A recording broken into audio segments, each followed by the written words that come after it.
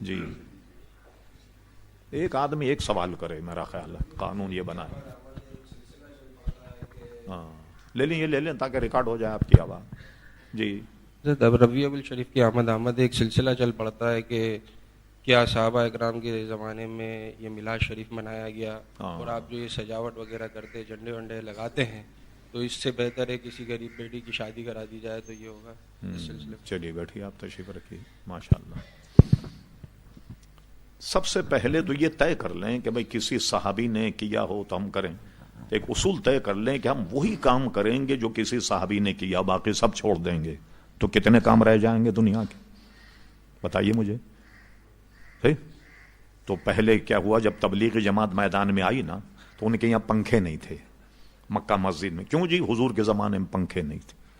اچھا، وضو خانے میں ٹونٹیاں نہیں تھیں، لوٹے سے وضو کرتے تھے. کیا ہوا جی کہ حضور کے زمانے میں جناب لوٹے ہوتے تھے، ٹونٹیاں نہیں ہوتی تھی. ٹھیک ہے، تو پھر آپ یہ ہوائی جہاز میں سفر کیوں کرتے ہیں؟ گدھا گاڑی میں گدھے پہ بیٹھ کر کے سفر کریں یا خچر پر سفر کریں. آخر ترقی ہو رہی ہے تو اس کے اعتبار سے یہ معاملات ہو رہے ہیں. نہیں، میں ایک صاحب کا نام نہیں لیتا، وہ کسی دعوت میں گئے تو اس زمانے میں ٹیبل کرسی پر کھانا معیوب تھا، انگریز کھاتے تھے. وہ بزرگ ان پہ گرم ہو گئے، کہنے نیچے دسترخوان. اچھی بات تھی، نیچے دسترخوان بچھایا انہوں نے، کھا لی. کل انگریزوں کی طریقے سے تم کھا رہے ہو. سب انہوں نے ذرا ڈانٹ ڈپٹ کی. جب پیر صاحب نے کھانا وانا کھا لیا تو میزبان بچھاؤ بڑا شریر تھا، اس نے کیا کہ ایک طرف تو رکھی کار اور دوسری طرف رکھا گدھا.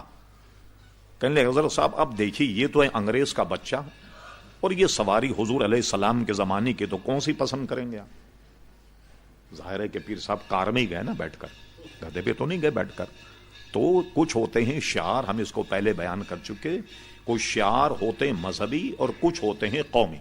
جو مذہبی شعار ہے وہ نہیں بدلتا، قومی شعار بدل جاتا. جیسے پتلون کا پہننا، جس زمانے میں انگریز آیا اس زمانے میں سوائے انگریز کے کوئی پتلون نہیں پہنتا، وہ اس کی علامت تھی. اس وقت علماء اس کو حرام کہتے تھے. لیکن جب پتلون کا رواج عام ہو گیا، جیسے مثلا پورا ترکی مسلم ملک ہے، سارے پتلون پہننے لگ گئے، قومی لباس ہی ان کا پتلون ہو گیا. ہمارے یہاں بھی سب پتلون پہننے لگ گئے. تو آج کوئی آدمی پتلون پہن کر جا رہا، ہم نہیں کہیں گے نا یہودی جا رہا یا عیسائی جا رہا. تو حکم بدل گیا. اس لیے مولانا مفتی محمد وقار الدین صاحب رحمۃ اللہ تعالی علیہ نے وقار الفتاوی میں پتلون پہن کر نماز پڑھنے کو جائز قرار دیا. اور بس ایسی ہو کہ آدمی کو رکوع سجود میں کوئی تکلیف نہ ہو. اب ایسی بھی نہ ہو کہ مجھ جیسا آدمی یہ سوچنے لگے کہ اس میں گھسا کیسے ہوگا، اتنا چست نہ بیٹھ سکے آدمی، نہ ادھر ادھر ہو سکے. تو ایسا بھی نہیں ہونا چاہیے. ٹھیک، تو آپ یہ طے کر لیں کہ جو کام حضور نے کیا ہے نا وہی کریں گے، باقی نہیں کریں گے. کچھ رہ جائے گا دین میں، کچھ نہیں رہ جائے گا. کیا ہوگا اس کا اصول سنیے. کیا اصول اس کا؟ یہ ہے، یہ دو حدیثیں، ایک ہے حضرت ابو موسیٰ اشعری رضی اللہ عنہ اور ایک ہے حدیث حضرت معاذ ابن جبل. اس کی بنیاد حضور علیہ السلام نے، یہ دونوں یمن کے قاضی تھے اور دونوں حدیثوں کا مضمون تقریباً ایک ہے. وہ یہ ہے کہ حضرت ابو موسیٰ اشعری کو جب حضور نے قاضی بنایا، ان سے پوچھا فیصلے کیسے کرو گے؟ ان کا پہلے میں قرآن مجید میں دیکھوں گا. خود حضور فرماتے اگر قرآن مجید میں وہ قضیہ نہ ہو تو فیصلے کیسے کرو؟ پھر حدیث رسول دیکھوں گا. ٹھیک، اس کا مطلب حدیث سے یہ پتا چلا کہ بے شمار مسائل بظاہر قرآن میں نہیں، وہ حضور کی سنت میں. اچھا اگر حدیث میں بھی نہ ملے مسئلہ تو کیا کرو گے؟ تو حضور علیہ السلام نے جب یہ سوال کیا تو انہوں نے کہا میں قرآن حدیث کو سامنے رکھ کر اپنی رائے قائم کروں گا جو قرآن حدیث سے قریب تر ہو. تو حضور علیہ السلام بالکل تم نے ٹھیک کہا، اور فرمایا کہ یہ اللہ کی مہربانی کہ اس نے میری امت میں ایسے افراد پیدا فرما دیے. اسی کو تفقہ کہتے ہیں، سمجھے؟ اسی کو فقہ کہا جاتا ہے کہ قرآن حدیث کو سامنے رکھ کر جو درپیش مسائل ہیں ان کا جواب جو ہے وہ دیا جائے. تو یہ اگر اصول بنا لیں کہ جو صرف قرآن مجید کے فرقہ ہے نا ایسا جو قرآن میں بس اس کے علاوہ ہم نہیں مانیں، تو کتے کا گوشت حرام قرآن میں کہاں ہے؟ کیا خیال ہے؟ بلی، چوہا، بندر یہ حرام ہے کہیں قرآن مجید؟ ایک اصول بیان کر دیا اتنا شاندار. ہم نے جو اپنا حبیب بھیجا ہے نا تمہارے پاس، یہ طیب چیزوں کو تم پہ حلال کرتا ہے. اور گندی چیزوں کو تم پہ حرام کرتا ہے.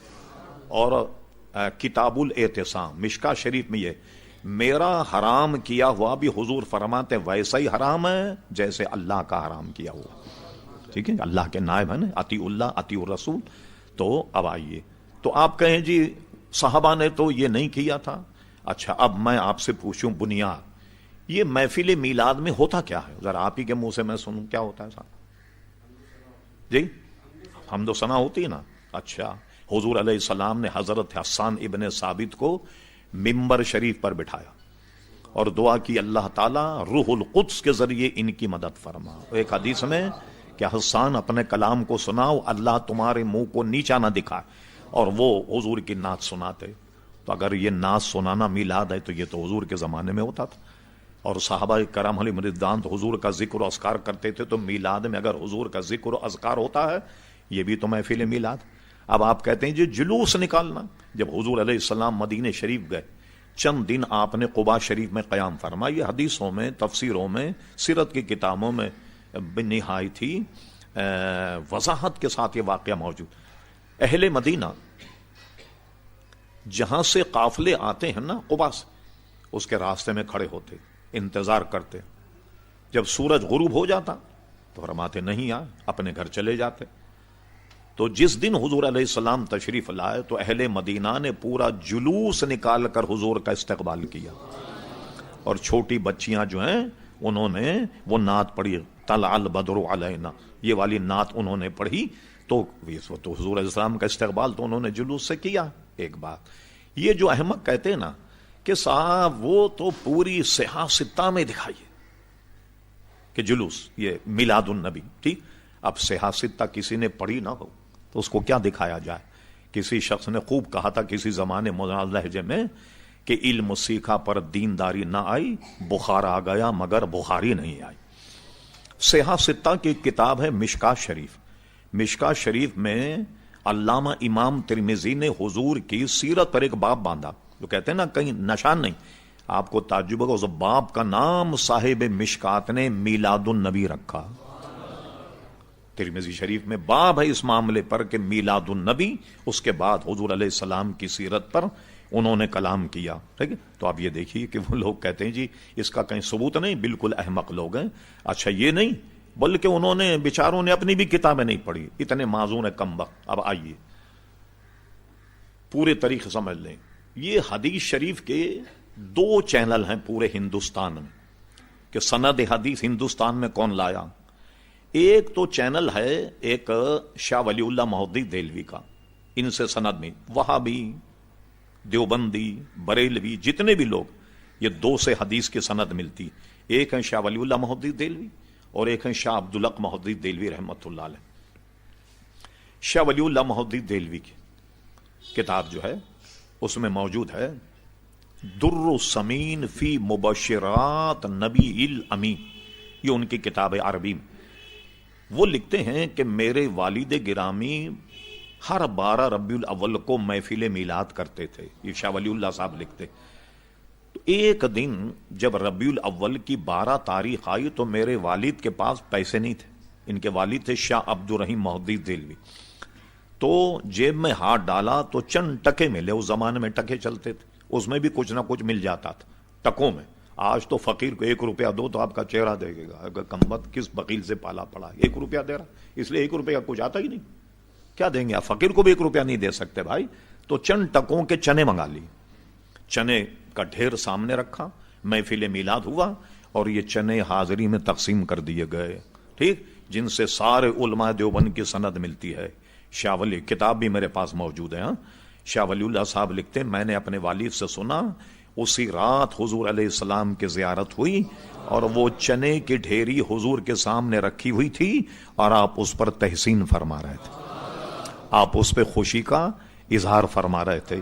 یہ تو شاہ ولی اللہ نے لکھا, محدث دہلوی صاحب نے. اب آئیے دوسرا چینل, آئیے دوسری سند ہے شاہ عبدالحق محدث دہلوی رحمۃ اللہ علیہ. یہ آج کل کے بزرگ نہیں, شاہ عبدالحق محدث دہلوی رحمۃ اللہ علیہ کا وصال ہوا ہے دہلی میں 1052 ہجری میں. الحمدللہ میں 2 مرتبہ دہلی گیا اور بسیار تلاش میں نے ان کے مزار پر جا کر فاتحہ پڑھی.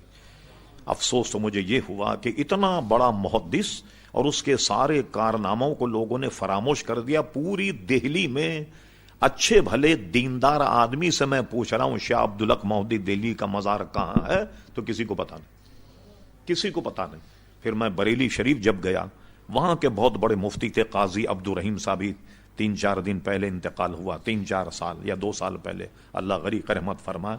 پورے ہندوستان کے بہت بڑے مفتی، میں ان کے پاس جب گیا تو ان سے میں نے پوچھا، پھر انہوں نے مجھے پورا بتایا. پھر جب میں دہلی گیا تو میں مہرولی کو طے کر کے شمسی تالاب میں پانی نہیں ہے، شمسی تالاب کو عبور کرنے کے بعد جنگل میں شاہ عبدالحق مہدی دہلوی کا مزار. شمسی تالاب کی دہلی میں ایک تاریخی حیثیت یہ ہے، کسی اہل دل، کسی بزرگ نے اس شمسی تالاب پر خواب میں حضور علیہ السلام کو وضو کرتے ہوئے دیکھا تھا، اس لیے اس کی تاریخی حیثیت ہے. شمسی تالاب کو عبور کر کے گئے تو جب دیکھا تو افسوس ہوا کہ گرد و غبار ہے. کسی زمانے میں عالی شان مقبرہ تھا لیکن اس کے بعد وہ منہدم ہو گیا، دیواریں بھی پختہ نہیں.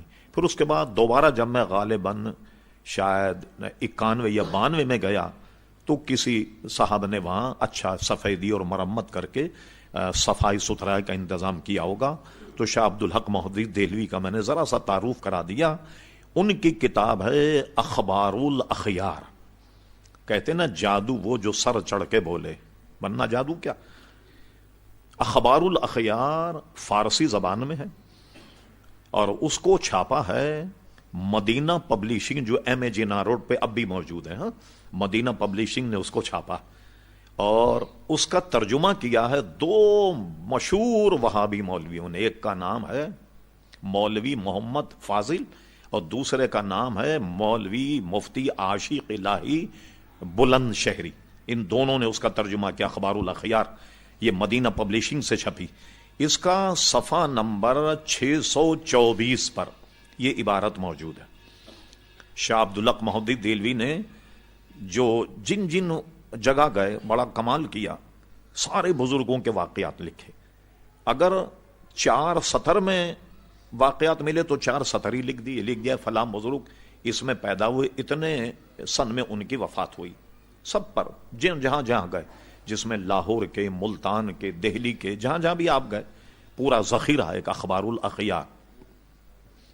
آخری میں انہوں نے اپنے حالات بھی لکھے کہ میں عبدالحق کون ہوں، میرے والد کا نام سیف الرحمان ہے، ہم ترکی النسل ہیں، بخارا سے ہندوستان میں منتقل ہوئے اور یہاں جب میں پڑھتا تھا تو سب اپنے واقعات لکھے کہ سبق میں اتنا منہمک رہتا تھا، جھکا کر کے جب پڑھتا تو کئی دفعے چراغ سے میرے بال جل گئے، آگ لگ گئی میرے سر میں وغیرہ.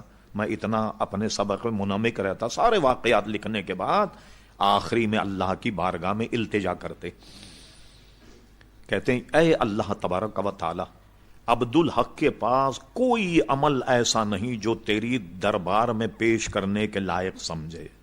یہ ان کی عاجزی ہے. کوئی عمل ایسا نہیں، اس لیے کہ ہر عمل میں فساد نیت رہا. یہ ان کی عاجزی انکساری. مگر ایک عمل میرا ایسا ہے جو یقیناً تیری بارگاہ میں قبول ہوگا، وہ کبھی بھی رد نہیں ہوگا. حالانکہ شاہ عبدالحق مہدی دہلوی اتنے بڑے محدث ہیں، یہ لکھ سکتے تھے. جب میں ہندوستان آیا تو مسلمانوں کی زبان فارسی تھی، تو میں نے مشکات شریف کی بڑی ضخیم شرح لکھی، اشرۃ اللمات فی شرح مشکات، یہ زبان فارسی میں. اسی طرح فارسی میں کئی کتابیں، مثلا اس زمانے میں فارسی میں حضور کی سیرت پر کوئی کتاب نہیں، بڑے ضخیم 2 جلدیں مدارج النبوت کے نام سے فارسی میں شاہ عبدالحق مہدی دہلوی نے لکھی. آدمی جب کوئی کام کرتا ہے تو یہ سوچتا ہے کہ بھئی یہ ذخیرہ میں قیامت کے لے جا رہا ہوں. کہتے اللہ تعالیٰ میں نے جو حدیث پر کتابیں لکھی ہیں وہ میں تیرے دربار میں پیش کرتا ہوں جو میری نجات کا ذریعہ ہو جائے. میں نے بزرگوں کی سیرت پر اخبار الاخیار لکھی، یہ قبول فرما لی، یہ ذریعہ نجات ہو جائے. کچھ اور پیش کرتے، مشکات شریف کی شرح پیش کرتے، کچھ نہیں. انہوں نے کہا میرے پاس تو نجات کا کوئی ذریعہ نہیں، ہر عمل میں فساد نیت رہا.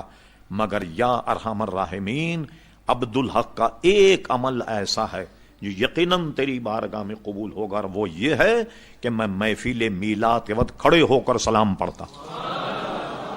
لائیے آپ میرے تو کتب خانے میں موجود ہیں، کسی وہابی سے منگوائیے، تمہارے مولویوں کا ترجمہ ہے، اور اس کو مدینہ پبلشنگ نے چھاپا، اور جناب وہ میرے پاس موجود ہے، اور صفحہ نمبر 26 اس کا نکالیے، 624 صفحہ نمبر، اس پہ شیخ محق نے یہ لکھا۔ اب سنیے نتیجہ، یہ بتائیے آپ، ایک عدالت میں مقدمہ چل رہا ہو اور گواہ آئے، جی آپ نے دیکھا ہے جو گواہی دی؟ آپ نے کہا نہیں، میں نے زید سے سنا ہے۔ زید کو کورٹ میں بلایا گیا، زید صاحب یہ آپ نے واردات کا موقع دیکھا ہے؟ انہوں نے کہا جی میں نے بکر سے سنا۔ یہ بکر صاحب کو بلایا، بکر صاحب کہتے ہیں بھائی میرے سامنے تو ایسا کوئی واقعہ نہیں ہوا، اب مجھے بتائیے اگر گواہی میں ایک آدمی کراس کوسچن جس کو کہتے ہیں اس میں اگر لاجواب ہو جائے تو مقدمہ ثابت ہوگا؟ نہیں ثابت ہوگا۔ اب کوئی آدمی اپنے آپ کو محدث کہے اور حدیث پڑھا ہے، اور اس کی حدیث میں دو مشرک آ جائیں، حدیث سند کا کیا بنے گا؟ کیونکہ میلاد شریف منانا تو شرک ہے نا۔ شاہ ولی اللہ مہدی دہلوی مشرک ہو گئے، ان کے والد شاہ عبد الرحیم صاحب بھی مشرک ہو گئے، شاہ عبدالحق مہدی دہلوی بھی مشرک ہو گئے۔ اب بتاؤ تمہاری سند کا کیا بنے گا؟ جس کی سند میں کوئی مشرک آ جائے تمہیں تو حدیث بیان کرنے کا حق ہی حاصل نہیں بھائی، کیوں بے وقوف بنا رہے لوگوں کو؟ تمہارے تو سند میں امام بخاری تو بہت بعد میں آئیں گے، دونوں مشرک آ گئے تمہاری سند میں، اس لیے ان کا قول بالکل غلط ہے۔ اور میں نے حدیث کو بتا دیا آپ کو، یہ اصول نہیں کہ جو بھی حدیث اور قرآن میں ہوگا وہی ہم مانیں گے۔ یہ دوسرے لوگوں کا کہنا شافعی، حنفی، مالکی جس میں پوری دنیا ان کی پیروی کرتی ہے، تو ہمارے یہاں ہمارے امام کا قول ہم لیں گے، یعنی کہ قرآن و حدیث سے ہم اس کا استثناء ہو گیا نہیں۔ ہم یہ جانتے ہیں کہ قرآن حدیث کو ہمارے امام ہم سے زیادہ جانتے تھے، ٹھیک ہے؟ تو یہ حضرات جو ہیں یہ جو کچھ کہیں گے وہ اصل میں دین ہے۔ اس لیے ہمارے یہاں شریعت کا ماخذ کیا ہے؟